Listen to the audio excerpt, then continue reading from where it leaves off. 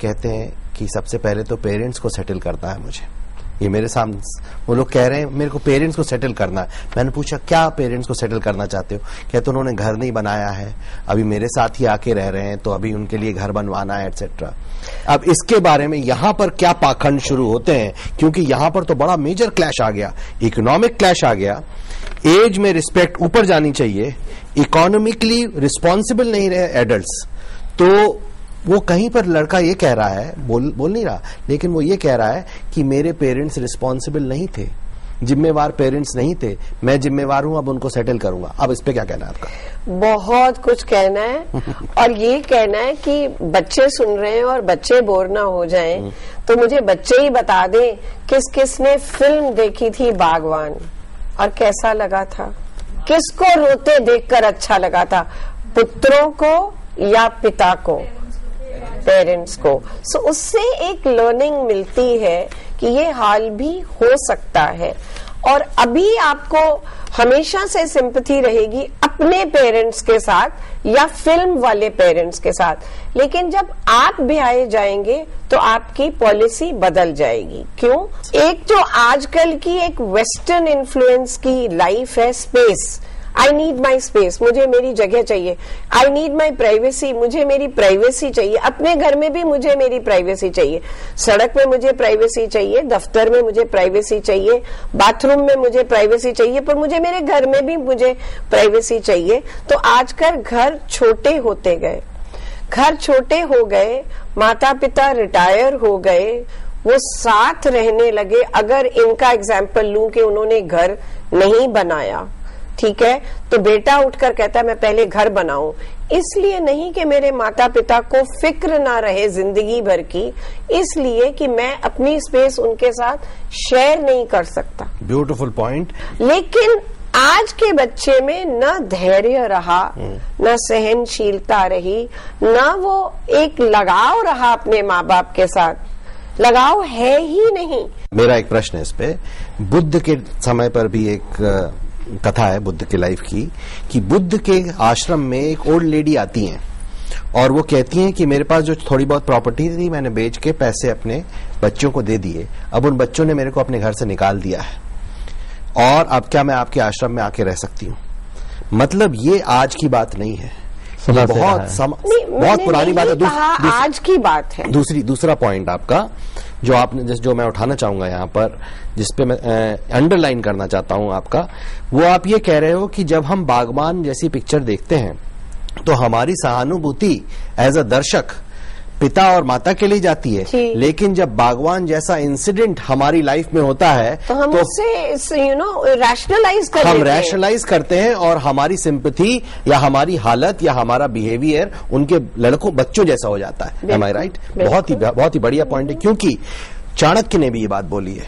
चाणक्य ने भी कहा है कि हर पेरेंट की ये ड्यूटी है कि वो इकोनॉमिकली इतना सक्सेसफुल हो कि वो इंडिपेंडेंट हो, अपने बच्चों को सपोर्ट करे और या फिर ऐसा कुछ राष्ट्र के लिए ऐसा काम करे जिससे उसके बच्चे उस पर गर्व कर सके। खलील जिब्रान ने भी पॉइंट बोला है कि when the father gives to the son both are happy, when the son gives to the father both are unhappy.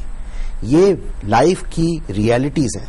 In realities पे हम कितना ही पर्दा डालेंगे, वो रियलिटी हमारे पास बार बार आके हमें हिट करेगी, हमें परेशान करेगी।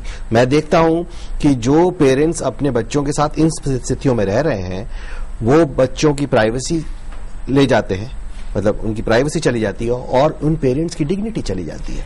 मैं इसीलिए इन बातों से जोड़ना चाहती हूँ कि अच्छा फिर करना क्या चाहिए, एक एक के साथ मैं आपको बताना चाहती हूँ, इसलिए कि आगे चलकर ना पुत्र पे फाइनेंशियल स्ट्रेस आए और ना माता पिता पे फाइनेंशियल स्ट्रेस आए। ये जो हमारी नई दिखावे की वैल्यूज हैं कि आपकी गाड़ी पड़ी है मेरी क्यों नहीं, आपके पास 2 है मेरे पास 3 क्यों नहीं, इससे हटकर अगर हम थोड़ी सी निश्चिंतता दिखाएं कि हम संतुष्ट हैं जो हमारे पास है, तो थोड़े पैसे बच सकते हैं for an old age. For example old age homes भी यहाँ पर इतने पॉपुलर क्यों नहीं हो रहे हैं जबकि जरूरत है उनकी? वो इसलिए भी क्योंकि वो चाहता है कि उसकी वर्चुअस इमेज बनी रहे सोसाइटी के सामने, जिससे पेरेंट्स उसी के साथ रहें, लेकिन वो ओल्ड एज होम नहीं भेजेगा। ओल्ड एज होम भेजेगा तो उसकी वर्चुअस इमेज डाउन होगी। चैतन्य जी से शेयर करूंगी। चैतन्य जी, दान पुण्य के बारे में आपकी क्या राय है? क्योंकि मैं एक मीटिंग कल अटेंड करके आई, मैं नाम नहीं लूंगी किस क्लब की क्या था, और उस मीटिंग में उन्होंने शॉल्स जो हैं वो डोनेट किए हैं, और कोई 200-250 के शॉल नहीं थे, अच्छे सेमी पश्मीना शॉल्स थे जो उन्होंने डोनेट करे हैं, लेकिन घर की माँ के ऊपर शॉल 150 रुपए का था। ऐसा है कि जहाँ हमारी दान हमारे भीतर से निकलता नहीं है, दान भी हमारी इन्वेस्टमेंट है। इन्वेस्टमेंट के मेरी छवि अच्छी बन रही है, इसलिए आप अक्सर मंदिरों में, धर्मशालाओं में लोगों के नेम प्लेट लगे देखते हैं। थोड़ा सा भी कुछ बनवा देंगे, ये द्वार बनवाया, ये सीढ़ी लगवाई, तो उन पर उनके नेम प्लेट लिखी होगी। तो कोई उनके अतिरेक से नहीं आ रहा है, उनके ओवरफ्लो से नहीं आ रहा है, बिल्कुल भी नहीं। ठीक, it is coming, it is investment कि मैं स्वर्ग जाऊं, कि मैं वैकुंठ जाऊं, कि मेरा खाता ठीक हो। बहुत ही बढ़िया प्रश्न उठ रहे हैं, बहुत ही अच्छी बातें चल रही हैं, लेकिन प्रश्न अभी हैं यहाँ पर ऑडियंस से, वो जरा हम प्रश्न ले लें और उसके बाद वापस आपके पॉइंट्स पर आते हैं। Yes, questions. अभी जैसे इन्होंने बताया कि कई लोग ऐसे पाखंड करते हैं कि मंदिर में कुछ दान किया, वो नाम लिख दिया। अभी रिसेंटली जैसे अब कोई भी अगर रिलीजियस फेस्टिवल होता है, वहाँ कई बार ऐसा देखा गया है कि लोग बड़े बड़े स्टॉल्स लगवा रहे हैं, लंगर लगवा रहे हैं, लेकिन घर में माँ को पूछने के लिए तुम्हारे पास खाना नहीं है, लेकिन तुम वहाँ पे पूरे स्टॉल्स लगवा रहे हो। तो दिस इज द हिपोक्रेसी की इससे ज्यादा हाइट क्या हो सकती है? रिलीजियस इंस्टीट्यूशंस में हम जाके सफाई वफाई रखते हैं, लेकिन हमारे घर अभी भी गंदे हैं। घर की गंदगी ये ही इतनी काफी नहीं है, लोगों के मन भी गंदे होते हैं। जाते हैं रिलीजियस प्लेसेस पर, वहां पे पूजा पाठ में बढ़ चढ़ के हिस्सा लेते हैं, सब कुछ करते हैं, कुछ दान पुण्य किया, माइक पे अनाउंसमेंट होती है नाम समेत, लेकिन वहीं से बाहर निकल के फलाने ने ये पहना था, उसका बेटा ऐसा, उसकी बेटी ऐसी, इस तरह के डिस्कशंस होते रहते हैं। रिलीजियस प्लेस इस तरह की जगह नहीं है जहाँ पे ये डिस्कशंस होने चाहिए। और अंदर हम बहुत धार्मिक बन रहे हैं, बाहर आके धर्म कर्म सब भूल जाते हैं, बाहर के अंदर ही भूल जाते हैं। जाते हैं धार्मिक स्थानों पर, सफाई करते हैं, ये सब बात ठीक है, लेकिन विडंबना फिर भी ये है कि हमारे जो धार्मिक स्थान है सबसे ज्यादा गंदे मिलते हैं जी। सारा कूड़ा करकट वहीं आसपास दिखाई पड़ता है। वहीं आता है। ये बड़ा इम्पोर्टेंट पॉइंट है हाँ। कि हमारे धार्मिक स्थानों से गंदा धार्मिक स्थान ढूंढना मुश्किल है, और हम जगत गुरु हैं। दान जो होता है, अगर वो डंका बजाकर हो, तो वो मेरा जो पहला पॉइंट आया था, वो सिर्फ इसलिए है कि नीड फॉर रिकग्निशन। तुम मुझे देखो मैं कितना बड़ा दानी हूँ, तुम मुझे देखो मैं कितना दयालु हूँ। बिना देखे गुप्त दान जो करोगे तो पता ही नहीं चलेगा कि मैं कितना बड़ा हूँ, राइट? तो मैं एक हॉस्पिटल की बात आपको बताती हूँ। वो इतना बड़ा हॉस्पिटल है, उसके हर कमरे के बाहर संगमरमर से लिखा हुआ है, ये कमरा फला ने बनवाया। ये देख लीजिए कि वीआईपी दर्शन होते हैं रिलीजियस प्लेसेस पर, वीआईपी दर्शन होते हैं। और बात करते हैं हम ह्यूमिलिटी की, बात करते हैं समानता की। इधर आया जब हमने बात करी समानता की, जब हमने बात करी विनम्रता की, ह्यूमिलिटी की, मैं कुछ नहीं हूँ लेकिन वीआईपी बन के पहुंच रहा हूँ, पाखंड आ गया। दान का एक और पक्ष यहाँ इस पाखंड से जुड़ा हुआ नहीं है, लेकिन एक प्रायश्चित भी है उसमें कि लोगों ने इतना खून निचोड़ा होता है दुनिया का, इतना खून पिया होता है, इतनी बेईमानियां की होती हैं, उस बेईमानी से ढंग से जितना पैसा कमाया होता है, उस छवि को मिटाने के लिए, एक तो छवि को मिटाने के लिए कि मैं बेईमान आदमी नहीं हूं, दान करता है व्यक्ति, दूसरा उसको अपराध भाव भी पकड़ता है, गिल्ट पकड़ता है कि मैंने कितना खून निचोड़ा लोगों का। Very good point. आशुप्रीत, आपका जो पॉइंट है उस पे मेरे को भी एक याद आ रहा है कि एक छोटा सा बच्चा था 13 साल का, एक टेम्पल के बाहर वो बेचता है लॉटरी टिकट। उसने हमारा पाखंडीपन कैसे पकड़ा है, क्योंकि वो कहता है साहब लॉटरी टिकट ले लो, भगवान मुरादे पूरी करेगा, किस्मत चमकाएगा, जो भी आता है कुछ मिलता है उसको।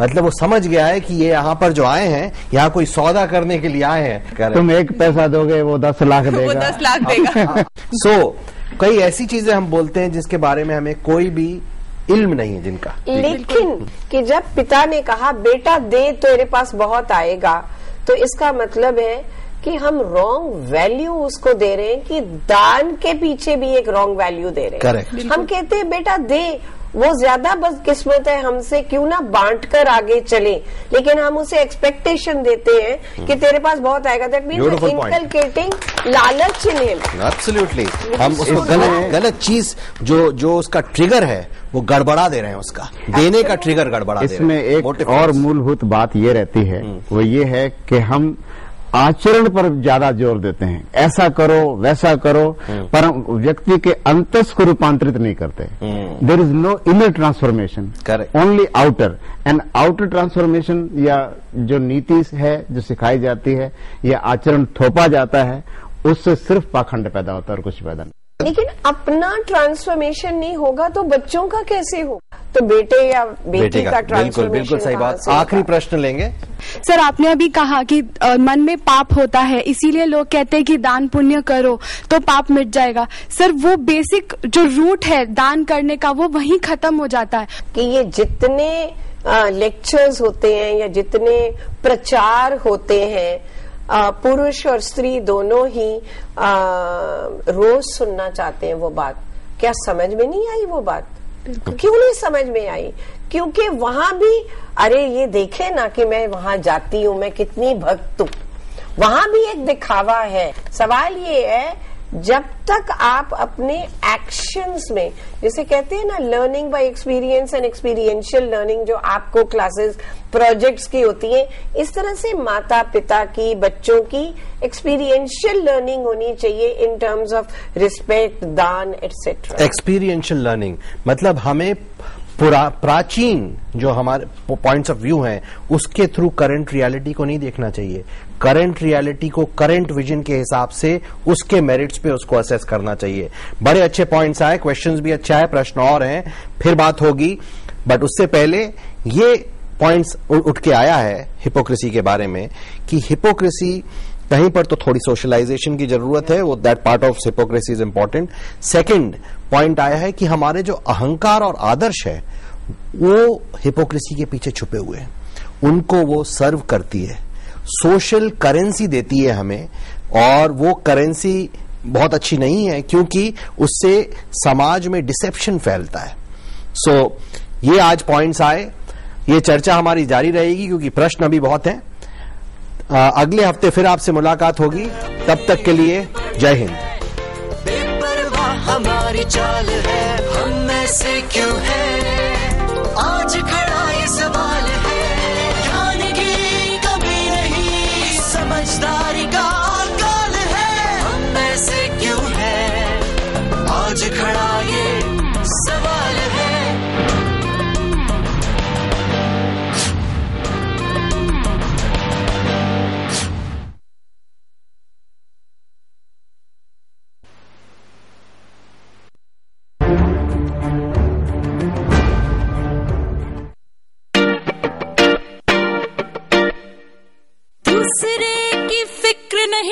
सिर्फ अपना ही ख्याल है, हम ऐसे क्यों हैं आज खड़ा ये सवाल है, अपनी ही बड़ी है बेपरवाह हमारी चाल है, हम ऐसे क्यों हैं आज खड़ा ये सवाल है, ज्ञान की कमी नहीं समझदारी का काल है, हम ऐसे क्यों हैं आज खड़ा ये सवाल है।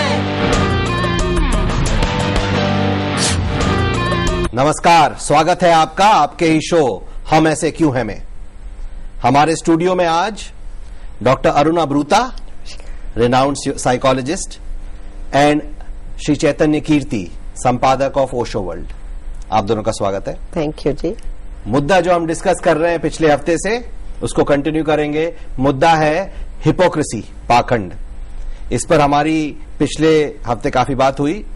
हमारे साथ बड़ी अच्छी ऑडियंस जुड़ी हुई है APJ institute of mass communication से।